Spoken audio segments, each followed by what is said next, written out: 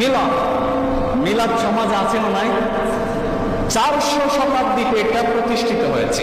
400 শতাব্দীর পরে এই যে প্রতিষ্ঠা করলো তার নাম হলো মুজাফফর বিন কাওকারি। মুজাফফর বিন কাওকারি সে এক রাজ্যের বাদশা ছিল।